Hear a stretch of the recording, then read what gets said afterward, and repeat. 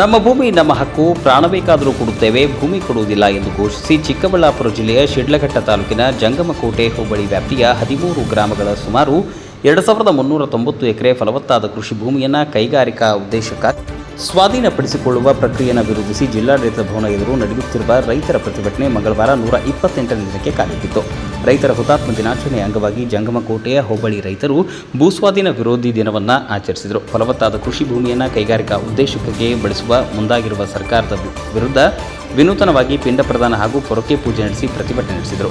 ರೈತರ ಕೂಗು ಕೇಳಿಸಿಕೊಳ್ಳದ ಸರ್ಕಾರ ಸತ್ತು ಹೋಗಿದೆ ಎಂದು ಆರೋಪಿಸಿ ಸರ್ಕಾರದ ಗಮನವನ್ನು ರೈತ ಮಹಿಳೆಯರು ಮಾತನಾಡಿ, ರೈತ ದೇಶದ ಬೆನ್ನೆಲುಬು, ದೇಶಕ್ಕೆ ಅನ್ನ ನೀಡುವ ರೈತರ ಭೂಮಿಯ ಮೇಲೆ ಸರ್ಕಾರಕ್ಕೆ ಏಕೆ ಕಣ್ಣು? ನಮ್ಮ ಫಲವತ್ತಾದ ಭೂಮಿಯನ್ನು ಯಾವುದೇ ಕಾರಣಕ್ಕೂ ಬಿಟ್ಟು ಕೊಡುವ ಪ್ರಶ್ನೆಯೇ ಇಲ್ಲ. ನಮ್ಮ ಹೋರಾಟ ಮುಂದುವರಿಯಲಿದೆ ಎಂದು ತಿಳಿಸಿದರು. ಇಷ್ಟು ಹೋರಾಟಗಳು ರೈತರು ಹೋರಾಟ ಮಾಡ್ತಾ ಇದ್ರು ಸಹ ಈ ರಾಜ್ಯ ಸರ್ಕಾರ ಯಾರು ಪರ ಇದೆ ಅನ್ನೋದನ್ನ ನಿಗೂಢವಾಗಿ ನಾವು ನೋಡ್ತಾ ಇದ್ದೀವಿ. ಇವರು ರೈತರ ಪರ ಅಲ್ಲ ಅನ್ನೋದನ್ನ ಸಾಬೀತಾಗ್ತಾ ಇದೆ. ಇವರು ರಿಯಲ್ ಎಸ್ಟೇಟ್ ಪರ ಕೆಲಸ ನಿರ್ವಹಿಸ್ತಾ ಇದ್ದಾರೆ, ಕಾರ್ಪೊರೇಟ್ ಸರ್ಕಾರಗಳ ಕೆಲಸ ನಿರ್ವಹಿಸ್ತಾ ಇದ್ದಾರೆ. ಹಾಗಾಗಿ ರೈತರು ಜಾಗೃತರಾಗಬೇಕು. ರೈತರು ಮುಂಜಾಗ್ರತರಾಗಿದ್ರೆ ಇಡೀ ಕೃಷಿ ಭೂಮಿ ರಾಜ್ಯ ಸರ್ಕಾರದಲ್ಲಿ ಅಪಾಯದಲ್ಲಿದೆ. ನಮ್ಮ ಕೃಷಿ ಭೂಮಿಯನ್ನು ಉಳಿಸಿಕೊಳ್ಳಕ್ಕೆ ರೈತರು ಸಂಘಟನೆ ಆಗಬೇಕು. ಆ ನಿಟ್ಟಿನಲ್ಲಿ ಎಲ್ಲರೂ ಒಗ್ಗಟ್ಟಾಗಿರಬೇಕು. ಇಲ್ಲಾಂದ್ರೆ ಬರುವ ದಿನಗಳಲ್ಲಿ ಈ ಸರ್ಕಾರ ನಡೆಸೋರು ಮತ್ತು ಸರ್ಕಾರ ಅಧಿಕಾರಿಗಳು ಈ ಭೂಮಿಯನ್ನು ಕೊಳ್ಳೆಯೋದಕ್ಕೆ ಯಾವ ಕಾನೂನನ್ನು ರೂಪಿಸಬೇಕು. ಈಗಾಗಲೇ ಎಲ್ಲ ಕಾನೂನು ರೂಪಿಸಿದ್ದಾರೆ. ಭೂಮಿಯನ್ನು ಕೊಳ್ಳೆಯೋದಕ್ಕೆ ಹಲವಾರು ಕಾನೂನುಗಳನ್ನು ರೂಪಿಸಿ ರೈತರ ಮೇಲೆ, ಒಳಪಾಯಿಗಳ ಮೇಲೆ ಕಾನೂನುಗಳು ಹೇಳಿ ಕೃಷಿ ಭೂಮಿಯನ್ನ ಕಿತ್ಕೊಳ್ತಕ್ಕಂಥ ಹುನ್ನಾರವನ್ನು ಹೊಂದಿದೆ. ಇದು ಸರಿಯಾದ ಕ್ರಮ ಅಲ್ಲ ಅನ್ನೋದನ್ನ ರಾಜ್ಯ ಸರ್ಕಾರಕ್ಕೆ ಹೇಳ್ತಾ ಇದ್ದೀವಿ. ಈ ಕ್ರಮ ಬರುವ ದಿನಗಳಲ್ಲಿ ಇನ್ನಷ್ಟು ತೀವ್ರತರವಾದ ಒಂದು ಹೋರಾಟವನ್ನು ಮಾಡ್ತೀವಿ. ನಮ್ಮ ಕೃಷಿ ಭೂಮಿಯನ್ನು ಉಳಿಸುವ ನಿಟ್ಟಿನಲ್ಲಿ ನಮ್ಮ ಪ್ರಾಣತ್ಯಾಗ ಮಾಡಲು ಸಹ ಚಿಂತೆ ಇಲ್ಲ. ಕೃಷಿ ಭೂಮಿಯ ಉಳಿಯುವ ತನಕ ನಮ್ಮ ಹೋರಾಟ ಮುಂದುವರಿಯುತ್ತದೆ. ಇವತ್ತು ಜಂಗಮಕೋಟೆ ಕರ್ನಾಟಕ ರಾಜ್ಯ ರೈತರ ನೇತೃತ್ವದಲ್ಲಿ 128 ದಿನಗಳನ್ನ ಅನಿರ್ದಿಷ್ಟವಾದ ಧರಣಿ ಮಾಡ್ತಾ ಇದ್ದಾರೆ.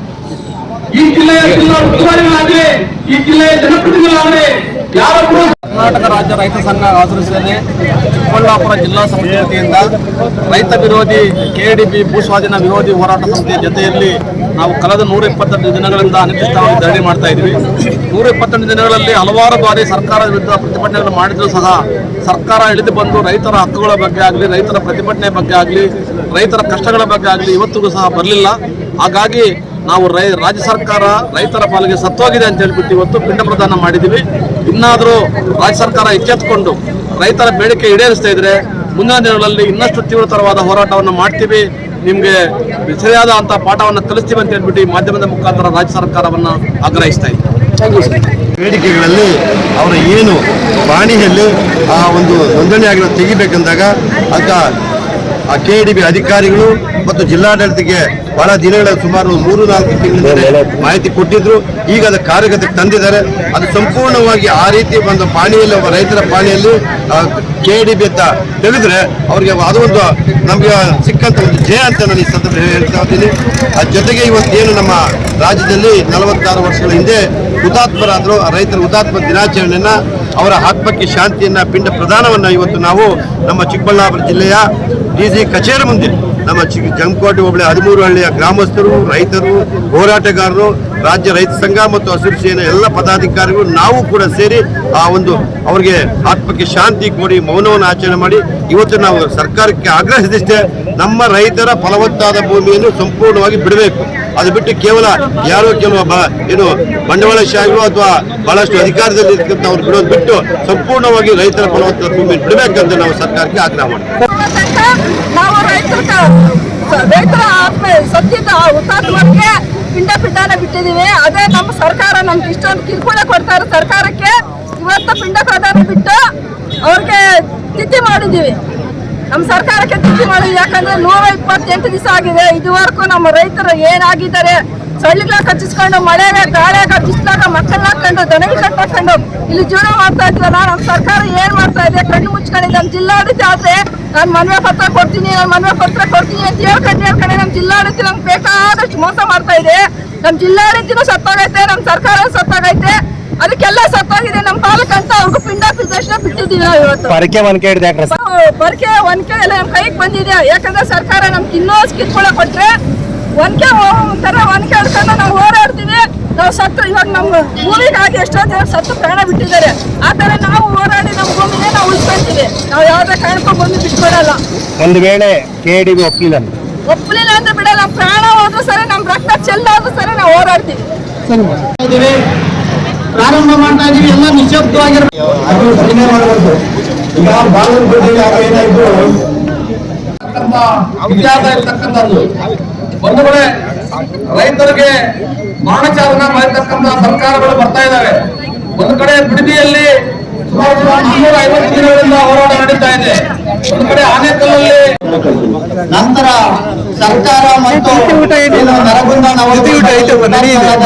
ರೈತರನ್ನು ಸ್ಮರಿಸುತ್ತಾ 2 ನಿಮಿಷ ಮೌನಾಚರಣೆ. ಈಗ ಅದಕ್ಕಿಂತ ಮುಂಚೆ ಜಿಲ್ಲಾಧ್ಯಕ್ಷರು ಈ ಒಂದು ಸಮಿತಿಯನ್ನು ಉದ್ದೇಶಿಸಿ ಮಾತನಾಡ್ತಾರೆ. ಉದ್ದೇಶದಿಂದ ನಾವು ಈ ಬಾಗಲಕೋಟೆಯಲ್ಲಿರುವ ರೈತರ ಉದಾತ್ತ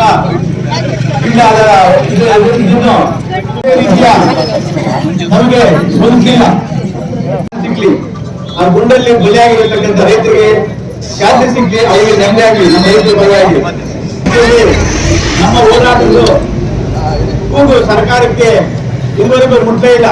ಹೇಳ್ತೀನಿ, ನಾವೊಂದು ಸರ್ಕಾರ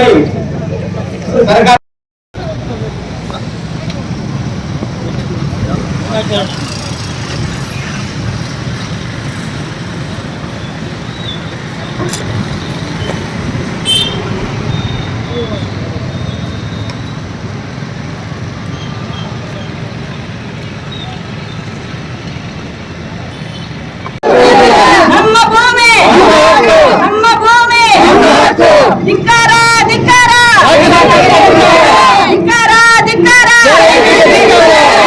ರಾಜ್ಯ ಸರ್ಕಾರಕ್ಕೆ ಹೇಳಿ ಧಿಕ್ಕಾರ. ರಾಜ್ಯ ಸರ್ಕಾರಕ್ಕೆ ಹೇಳಿ ಧಿಕ್ಕಾರ. ನಮ್ಮ ರೈತರಂದ್ರೆ ಒಂದೇ. ಆ ಗುಂಡಿಗೆ ಬರೋದು ರೈತರು ಅವರ ಸಂಸಾರ